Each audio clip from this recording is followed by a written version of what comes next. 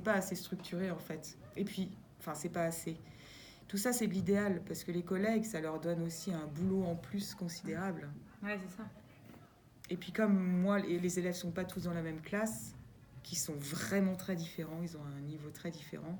Si moi, à chaque cours, je dois adapter pour chaque élève, donc l'inclusion, la politique de l'inclusion, elle a vraiment des limites pragmatiques, quoi. Enfin, Ouais. concrètement, comment on fait? Ouais. On n'est pas assez. Euh, et puis, il y a aussi le fait que, alors, pour être en Ulysse, il faut qu'il y ait un certain nombre d'inclusions et un certain nombre de regroupements. Tout ne peut pas être... S'il n'y a que du regroupement, c'est pas de l'Ulysse. D'accord, ouais. Ils sont obligés d'aller en... Bah oui, c'est le principe, quoi. Mmh. Sauf que pour certains élèves, c'est pas possible. Mmh. Parce que, comme je vous dis, il y en a qui relèvent qui relèvent clairement d'un institut spécialisé. Ouais. Et puis, il faut pas non plus que ce soit que de l'inclusion. Et j'ai le cas inverse, un élève qui est en Ulysse, mais en fait, il a presque le niveau. Ah oui. Du coup, il faut pas non plus qu'il perde le train, quoi, les autres. Donc, je l'inclus complètement. Ouais. Mais du coup, il faut quand même qu'il ait de l'Ulysse, parce que sinon, ça n'a pas de sens. Du coup, c'est un peu absurde. Ouais. Il pourrait pas passer en AVS l'an prochain? Bah ouais, mais le problème, c'est qu'on me répond... Alors, on nous répond... Ouais. En fait, alors je suis pas à la MDPH, je sais pas exactement comment ils raisonnent.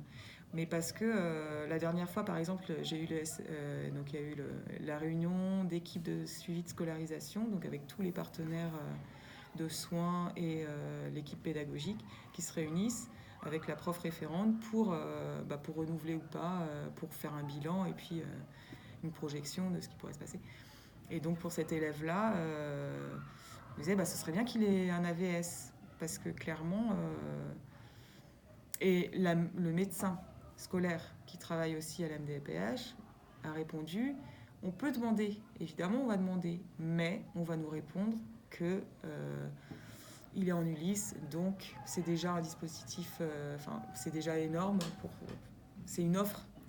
Donc un AVS en plus, ce serait, il n'y en a pas assez en gros, quoi. Enfin, c'est ce qu'on nous répond. Donc il faut faire la demande, parce que si on ne la fait pas, c'est pas juste non plus pour les besoins de l'élève. Mais en gros, c'est ce qu'on répond. Et il ne pourrait pas être en classe classique sans AVS. Il a besoin d'un... Bah oui. C'est ça le truc. Donc en fait, Oui, il y a la problématique des limites, des deux limites, deux extrêmes. Ouais, c'est ça. Après, il y a d'autres élèves Après, il y a le problème du déni de la famille. Là, il y en a une, par exemple... Alors, la famille a accepté le fait qu'elle ait besoin d'être en Ulysse. Elle n'était pas en Ulysse à l'école élémentaire. Elle est rentrée en Ulysse en 6e. Et les parents, à mon avis, c'est un déni, dans le sens où ça fait 1 an et demi qu'ils comprennent pas, enfin qu'ils me disent mais pourquoi on lui enlève des heures? Ça veut dire qu'elle fait plus, on lui enlève des heures de... Je dis non, le principe c'est que elle ne peut pas faire français et maths avec ses camarades de 5e parce qu'elle n'a pas le niveau. Donc elle vient en Ulysse au lieu d'aller en maths et en français, et nous on reprend les fondamentaux. Mais ça n'a pas été possible, les parents n'ont pas voulu entendre. Donc on a réussi à prendre 1 heure, mais du coup ça devient aussi absurde parce que nous on ne travaille pas bien du coup. Alors normalement, c'est nous, les professionnels, qui avons l'exigence, l'expertise pour dire, c'est pas les parents. Oui. Le problème, c'est que dans les faits, ça se passe pas comme ça. On peut pas forcer... on peut pas forcer les parents. En fait, sur le papier, c'est nous qui devons décider. Mais dans les faits, la gamine, je la connais, elle se braque, on peut plus rien faire. Donc, on peut pas... Il faut avoir l'aide des parents aussi pour pouvoir avancer avec elle. Oui. Exactement. Mais ça, les enfants en situation de handicap, on est toujours comme ça confronté au déni des parents, c'est très très compliqué. Enfin, ça se ressent forcément dans le travail qu'on fait avec les élèves, quoi. Il y en a un là qui fait des progrès mais énormes, alors que l'année dernière il est arrivé, il savait ni lire ni écrire ni compter. Et là il a presque, c'est fulgurant Alors je pense aussi qu'il y a une question d'évolution cérébrale, parce que je pense qu'à l'adolescence quand même voilà, ça évolue. Mais quand même, à mon avis, il y a quelque chose qui s'est passé au sein de la famille aussi, qui a débloqué le truc. Enfin, c'est forcément... Et lui, il avait quel type de handicap, lui ? Eh ben, c'est assez mystérieux, parce que justement, il n'y a jamais eu de... Normalement aussi, la condition d'être en Ulysse, c'est que les élèves doivent être suivis à l'extérieur, doivent avoir un soin en CMP ou avec des orthophonistes libéraux, enfin quelque chose en tout cas. Lui, il avait une demi-heure d'orthophonie par semaine alors qu'il était non lecteur, à 13 ans, il ne savait ni lire ni écrire ni compter. Mais à part mettre un peu de pression pendant les ESS et dire madame, voilà, en l'occurrence c'était la mère qui était venue, il faut qu'il ait... Enfin, c'est la condition. Mais une demi-heure d'orthophonie, ça suffisait pour qu'on... Enfin, ça suffisait sur les papiers pour que... Administrativement, pour pouvoir l'accepter. Et donc, avec l'orthophoniste... Alors, c'est très peu. Ouais. Donc moi, j'en ai parlé avec l'orthophoniste, on ne sait pas. Et d'ailleurs, l'absurde aussi dans l'histoire, bon, moi, comme j'ai une petite formation en psycho, j'identifie certaines choses, mais pas tout. Et c'est confidentiel. Je suis même pas censée... c'est censé être un secret médical, quoi. Donc, vous pouvez pas en parler, par exemple, avec l'orthophoniste ? Bah si, en fait, après, ça devient un secret partagé. Mais du coup, en l'occurrence, pour lui, je n'ai aucune idée de pourquoi... Ah oui, vous n'avez pas accès au dossier médical des enfants ? Non. D'accord. Après, quand je parle aux médecins scolaires, on peut partager des choses pour avancer, en fait. Des choses qu'il estime, ou même avec la psychiatre, un autre élève qui est clairement, lui, vraiment... Lui, il a une demande d'ITEP, donc je sais pas si... C'est je sais plus ce que ça veut dire, l'acronyme, mais c'est... en fait, c'est une école spécialisée pour les élèves qui ont des énormes troubles du comportement. D'accord. Donc, ils peuvent plus être... ils sont plus gérables, en fait, en milieu ordinaire. Mais il faut qu'ils aient un niveau scolaire... quand même acceptable, qui est moyennement le cas de ouais, c'est très compliqué parce que souvent c'est lié je veux dire, quand il y a un problème de comportement, ça se ressent sur la scolarité. Bon, donc il y a un autre élève comme ça, et j'ai parlé à sa psychiatre parce que tout le monde est en échec avec cet élève, avec cet enfant en fait. Et elle a carrément partagé tout ce qu'elle savait sur cet enfant, parce que sinon on peut pas, déjà on n'y arrive pas, parce qu'il met à mal tout, quoi. Donc pourquoi je parle de ça ? Lui, il est clairement... oui, donc lui, je sais qu'il est... c'est pas la psychiatre qui me l'a dit, mais je sais qu'il est clairement paranoïaque. Mais vraiment... et donc c'est très compliqué, parce que lui, il est là pour montrer qu'il y a une limite, et pour casser la limite, pour bien montrer qu'elle existe. Donc dans un collège, c'est... Ah oui, c'est pas facile. On sait plus quoi faire. Il n'y a plus aucune sanction qui résonne. Donc il a compris qu'il pouvait faire ce qu'il voulait. D'ailleurs, il n'est pas là depuis un mois. Enfin bref. Donc les inclusions... donc l'AVS, il accompagne certains élèves, mais comme évidemment il est tout seul, donc il ne peut pas accompagner tout le monde. Donc c'est selon les besoins les plus prégnants, quoi. Oui. Donc vous faites des points d'étape régulièrement pour savoir quels sont ce sur quoi vous allez travailler, ou vous avez des... Avec l'AVS ou... Avec l'AVS, c'est un travail quotidien, quoi. En fait, moi, je prépare je fais des cours, donc... des cours. Oui, mais quand ils sont en regroupement, ils ont des profils tellement variés que de toute façon, c'est même pas différencié, quoi. C'est personnalisé.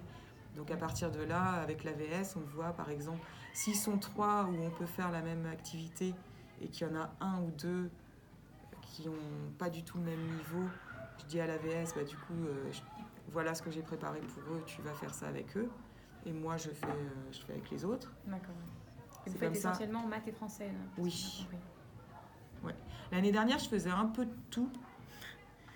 Mais en fait, cette année, je vois, il faut clairement qui renforcent les fondamentaux, les savoirs fondamentaux. Et puis en fait, finalement, alors ce que je vous disais, c'est que je suis rentrée en janvier. Et la remplaçante, elle les a inclus partout. Ouais. Donc moi, j'ai enlevé, et je pouvais pas tout, c'était trop violent, de tout modifier, là, en cours d'année. C'était déjà qu'ils ont du mal il leur faut une régularité, il leur faut des choses très ritualisées. Là, de bouleverser tout, déjà, le fait qu'il y ait une remplaçante, que je revienne, ça les bouleverse déjà. Ouais. Si je me mets à tout... Ouais. Donc, j'ai retiré quand même les maths et le français, l'histoire géo aussi, c'est compliqué pour beaucoup. Et petit à petit, alors je vois pour certains, le prof de physique-chimie me dit que ça devient trop compliqué.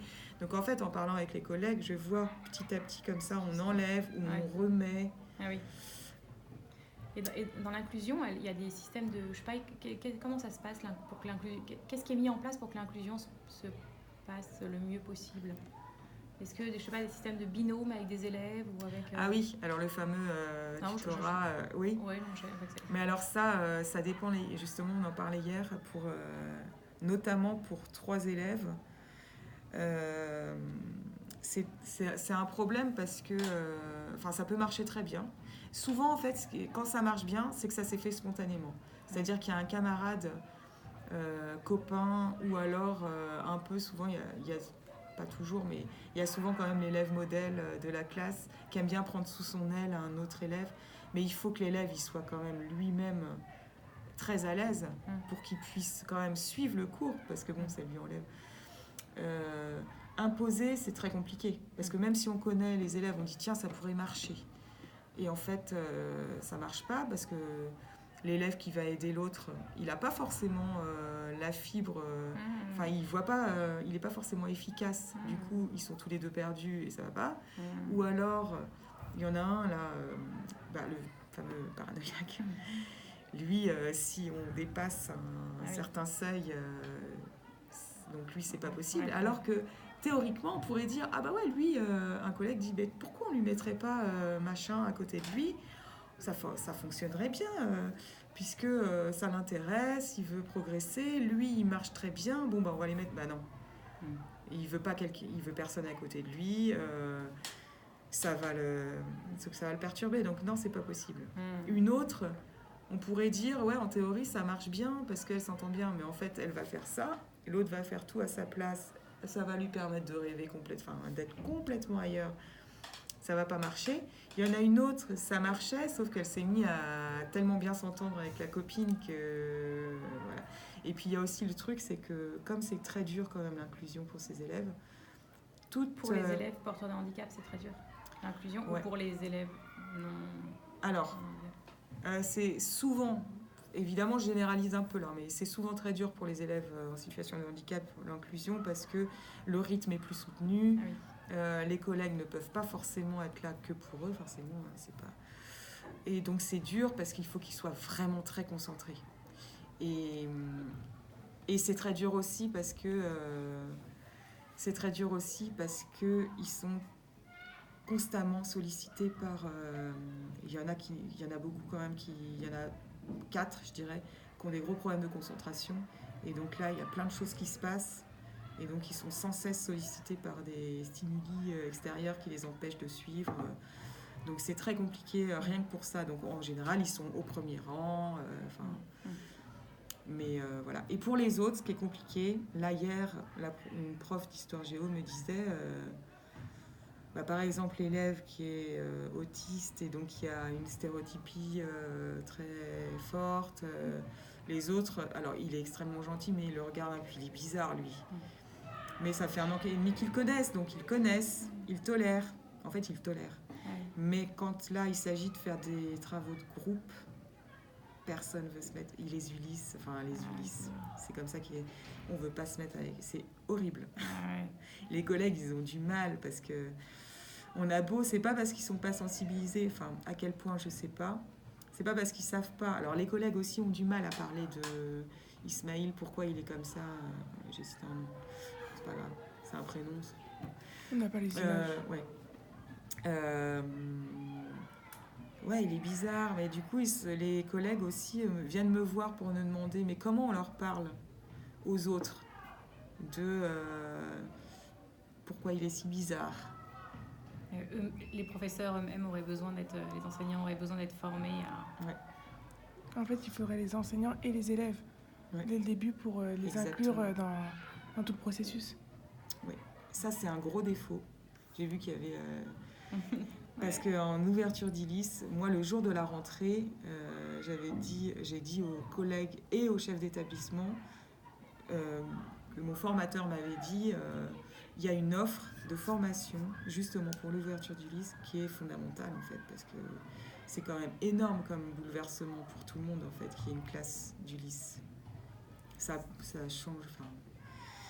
Les élèves se posent des questions. C'est quoi cette classe bizarre Non, c'est pas une classe, c'est un dispositif. Mais pourquoi ils sont quand même avec nous? Je comprends pas. Ils parlent bizarrement. Ils ont un comportement.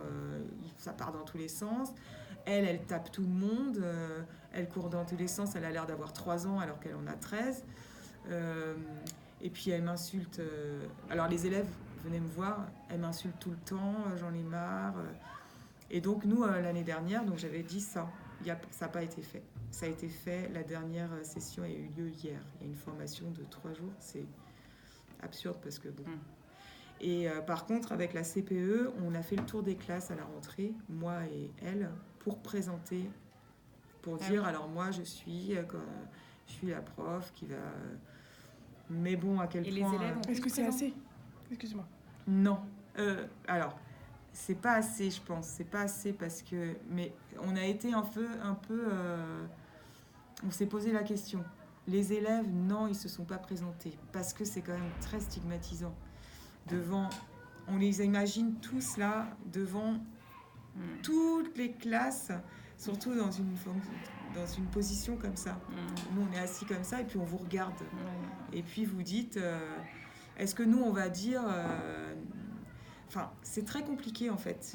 Et moi, j'ai pas trouvé de solution. Après, on a quand même dit aux élèves, n'hésitez surtout pas, mais surtout, vous venez tout de suite nous voir, moi ou la vie scolaire, si vous n'êtes pas bien, s'ils sont agressifs déjà, si certains élèves, parce que si vous ne comprenez pas leur comportement, si vous avez besoin de nous poser des questions, on a dit ça un peu comme ça. Ouais. Et eux, ils n'hésitent pas à le faire, effectivement. Oui, il y en a 2 ou 3 qui n'hésitent pas à le faire. Mais en fait, ils ont été quand même très... Il y a une petite là qui est vraiment très très problématique en fait avec les autres, qui embête tout le monde, qui insulte tout le monde. Et beaucoup, là la CPE m'a dit, ils sont quand même très très patients avec elle. Ils disent, non mais t'inquiète pas, t'inquiète pas. C'est chouette ça. Ouais. Ça, mais sauf que, justement, la CPE dit ils ont été très patients, mais leur patience a des limites, parce que c'est vrai qu'elle dépasse les bornes. Donc, elle finit quand même par se faire...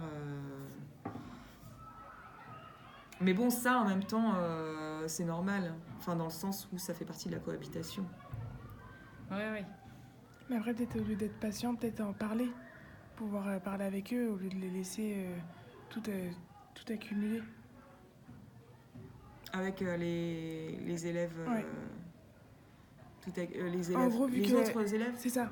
Vu que les élèves sont patients et attendent petit à petit avec le temps, peut-être en parler avec eux à chaque fois. Oui, non, c'est ce qu'ils font. Enfin, patients dans le sens où ils comprennent bien qu'il y a des comportements qu'ils estiment anormaux en même temps dans ce collège, comme dans tous les collèges.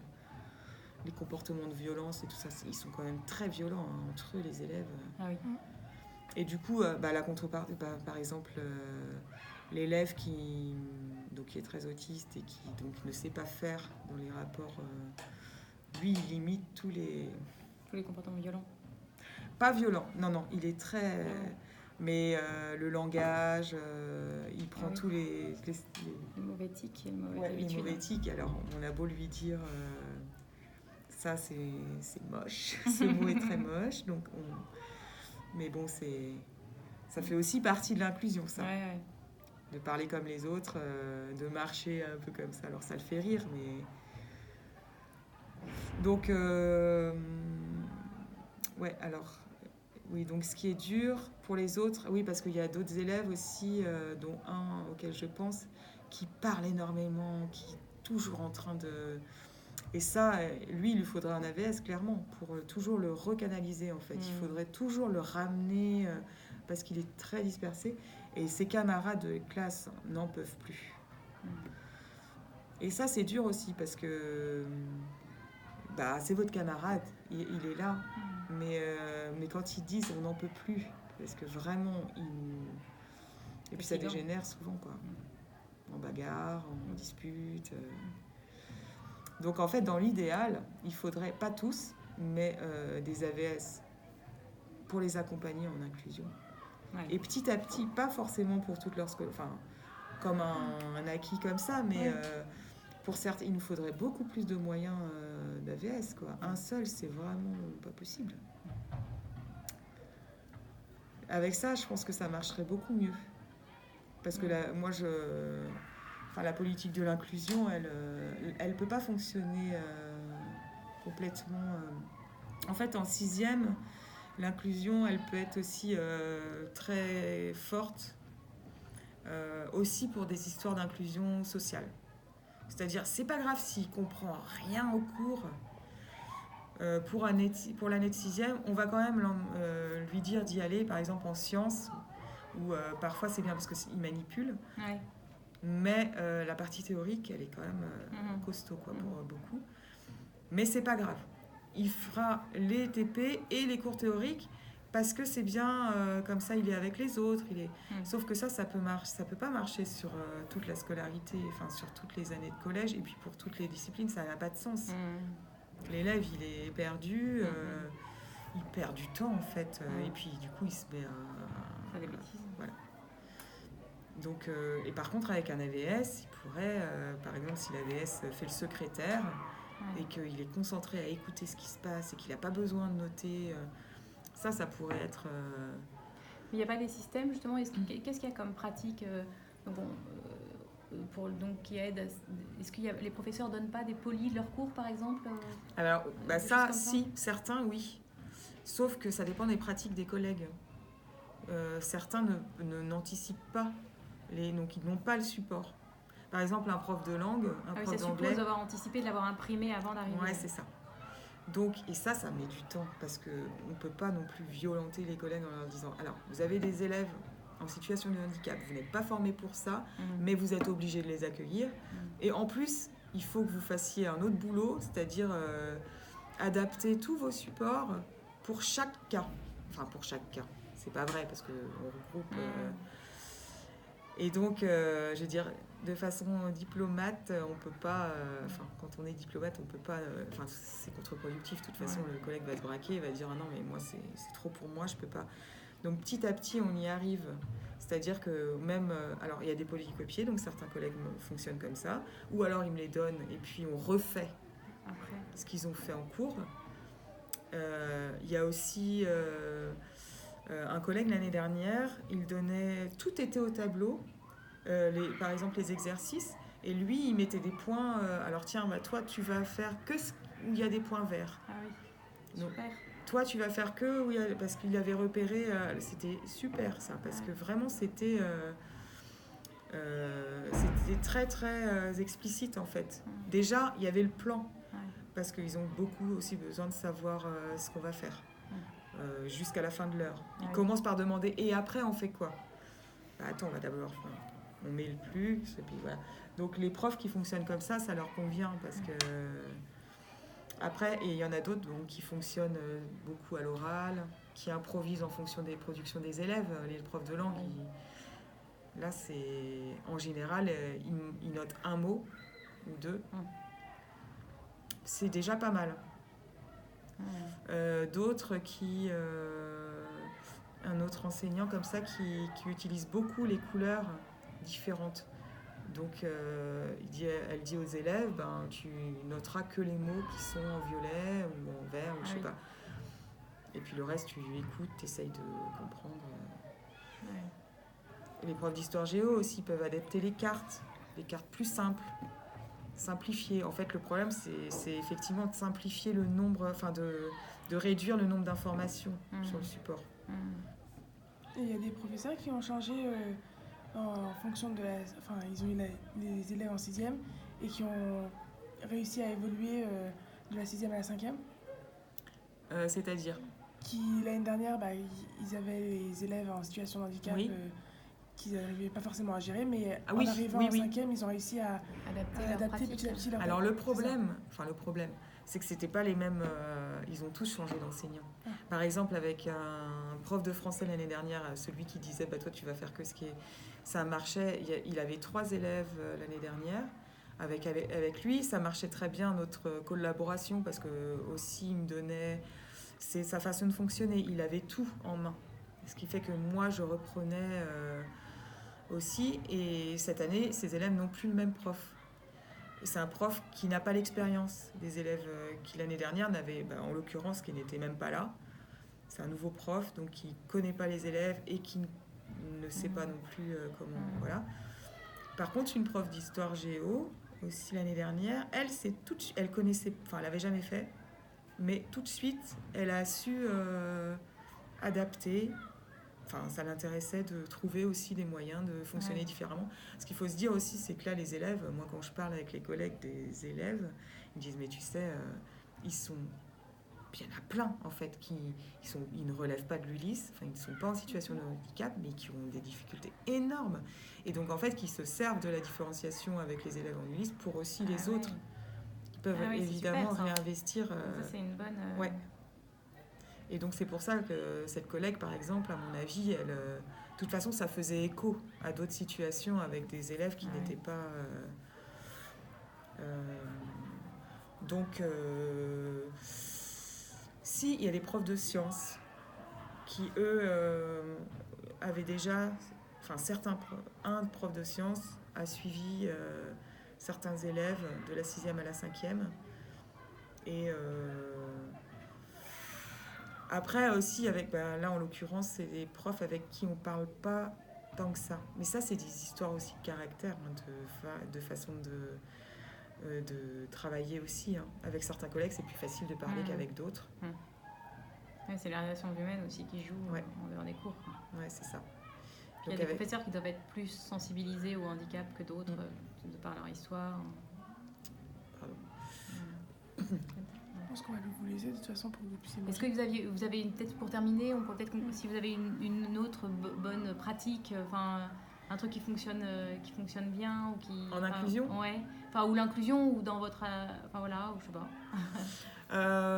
En inclusion aussi, ce qui fonctionne bien, par exemple en EPS, c'est que alors, les profs d'EPS, ils ont une formation excellente, quoi. C'est-à-dire que eux, ils ont déjà les pratiques pour, par exemple... rugby, ça me fait penser à une ULIS où j'étais, trouble des fonctions visuelles, où la prof de PS avait changé les règles du jeu, du rugby par exemple, mais tous les élèves jouaient au jeu de rugby pour déficients visuels. Ah, génial. Du coup, ça c'était génial, parce que tous les élèves aussi jouaient le jeu, finalement c'était eux aussi les handicapés. Dans ce moment-là, parce qu'ils étaient... c'était pas qu'ils étaient handicapés, c'est que tout le monde était au même... au niveau du voilà, donc il n'y avait plus d'handicapés, en fait. Ah oui, génial. Ouais, ça, c'était vraiment... Alors, en EPS, c'est plus facile... Enfin, je sais pas si c'est plus facile. Ils sont mieux formés, en tout cas, les profs. Ah oui. Ouais. Donc, une bonne pratique, oui, c'est ça. C'est ou alors... oui, le secrétariat, mine de rien, c'est quand même... ça leur enlève toute une charge cognitive en moins, quoi, parce qu'ils n'ont pas à écrire. Et même, à la rigueur, l'écriture, on peut reprendre, si le prof me donne le support écrit, on le reprend. On dit, alors tu te souviens, du coup c'est une remise... Ah oui, ça refait... Voilà, on revient sur ce qu'on a fait, mais d'une autre façon. En plus, sans toute la classe qui surcharge aussi la concentration, enfin le pouvoir de sur... Et du coup, on réécrit à un autre moment, en fait. On diffère, on morcelle un peu les moments... une bonne pratique autre. Oui, ou alors, par exemple, pour les non, vous pouvez laisser, c'est juste pour montrer que c'est des j'arrive plus à parler. Lego Ouais, c'est une sorte de Lego pour aborder les volumes. Ah oui, en 3D, ouais. Ouais, parce que l'abstraction, la conceptualisation des volumes comme ça géométriques, c'est compliqué pour eux. Ah oui. Donc de construire et de voir comment c'est fait, après de déplier, en fait de voir comment c'est fait en vrai. Ou par exemple les fractions, on prend de la pâte au modelé et puis on fait une galette. Alors les galettes, c'est plus facile